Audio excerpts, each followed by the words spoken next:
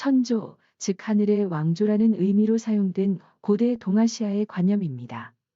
고대 동아시아의 책봉 체제에 있어서는 중원왕조의 황제는 즉 하늘의 아들이므로 그가 다스리는 조정과 왕조는 하늘의 것이 되기 때문에 붙은 개념이다.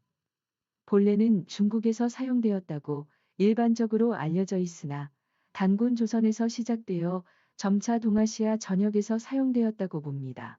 왜냐하면 자를 국호로 사용할 정도로 그 유래가 유구하기 때문인데 아직 한국인들은 잘 모르고 있다. 천조국이라는 개념을 시작한 왕조는 주나라가 아닌 단군 조선입니다. 영어에 Celestial Empire라는 표현이 있는데 이는 청조까지의 중국 대륙에서 명멸한 수많은 왕조를 지칭하는 말로 역시 천조의 직역이다. 고려시대엔 내부적으로 천조를 칭했다. 태조 왕건이 1, 2천 전투를 위해 만든 부대 이름을 해서 천군이라고 지었다. 묘청은 반란군의 이름을 천견충이군이라 지어 인종을 대위국 황제로 세우고자 했다.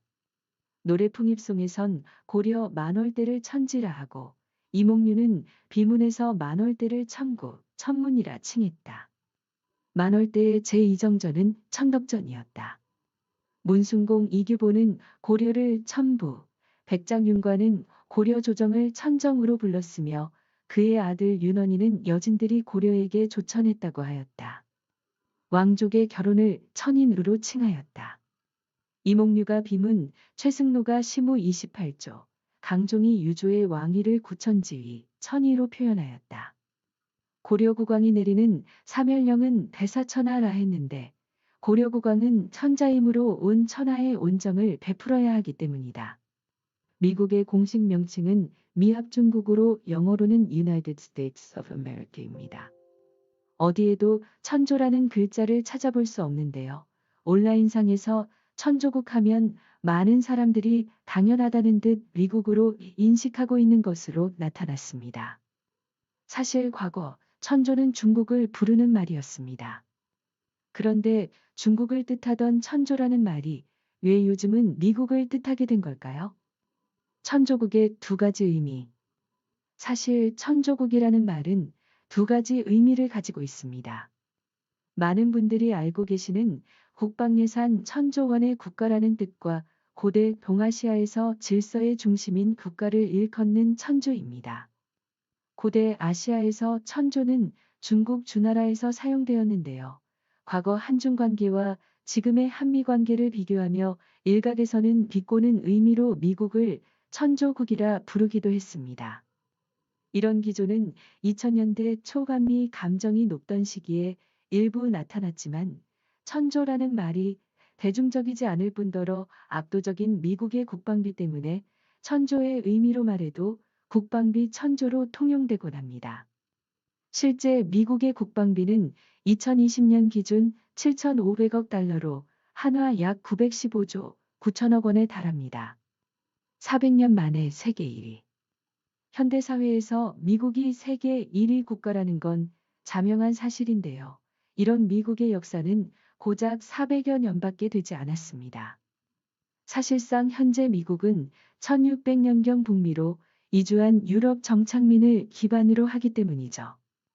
심지어 1775년 미국 독립전쟁이 일어나 1783년 독립하기 전까지 미국은 유럽 열강의 식민지에 불과했습니다. 그러나 지금 미국은 2019년 기준 전 세계의 명목 글로벌 GDP의 26, 7%를 차지하고 있는 국가입니다.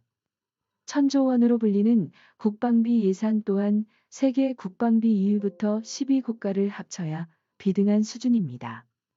대체 어떻게 중국도 유럽 열강도 아닌 일개 식민지가 전 세계 1위 국가가 될 수 있었던 걸까요? 미국 발전의 기반, 아메리칸 드림. 미국이 유럽 열강의 북미 식민지였을 때부터 미국은 당시 사람들의 꿈 그 자체였습니다. 땅이 넓고 사람이 적었던 미국은 빈곤에 몸부림치던 유럽인들을 지속적으로 유혹했습니다. 유럽인에게 미국은 계층 상승의 꿈이었죠. 심지어 대기근이 일었던 영국의 아일랜드 주민들은 전체 인구의 1/4에 달하는 1200만 명이 미국으로 이주하기까지 했습니다. 꾸준히 인구가 유입되고 국가의 틀을 다졌지만 그럼에도 불구하고 미국은 1900년대 이전까지 전성기를 달리던 유럽 열강에 비해 부족한 국가였습니다. 그러나 1914년 제1차 세계대전에서 미국은 중립국으로 군수물자를 팔며 막대한 부를 거머쥐었습니다. 무엇보다 1년 7개월간의 참전을 통해 미비했던 군사력을 병력 동원 법안 Selective Service Act를 통해 증강하는 기틀이 되었습니다. 1차 세계대전으로 막대한 부와 군사력을 갖춘 미국이지만 사실 1800년대 말 이미 미국은 경제적으로 세계 1위의 국가였습니다.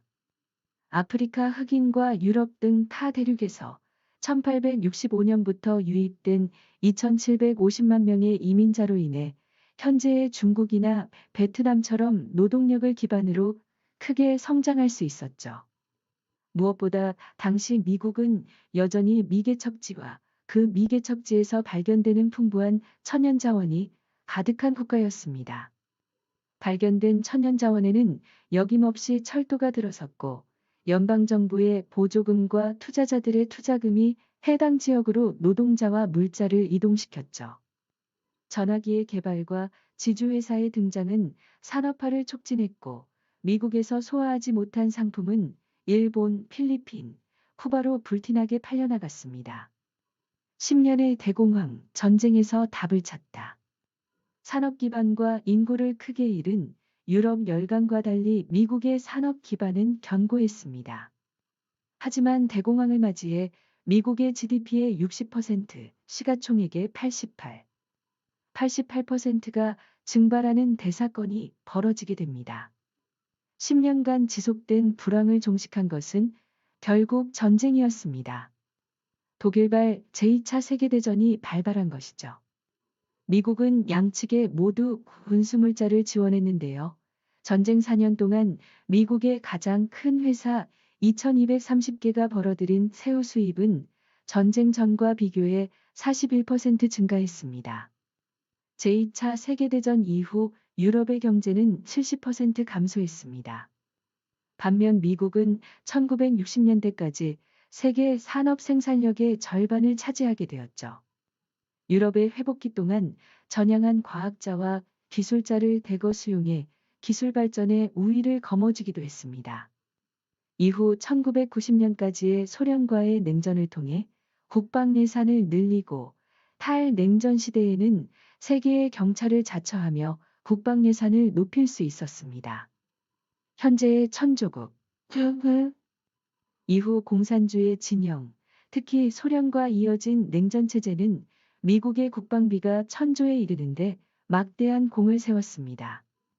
많은 학자들이 2030년에 중국의 경제력이 미국을 뛰어넘을 것이라 이야기하지만 그 누구도 미국의 군사력을 넘어설 거라 말하진 않습니다.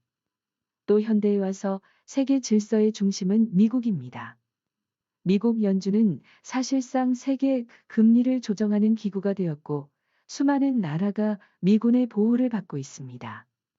반면 그 누구도 중국이 세계 질서의 중심이라고 말하지 않죠. 결국 현재 천조국이라는 미국의 별명에는 세계 질서의 중심이라는 의미와 세계 최고의 군사대국의 의미가 함축되어 있다고 보입니다.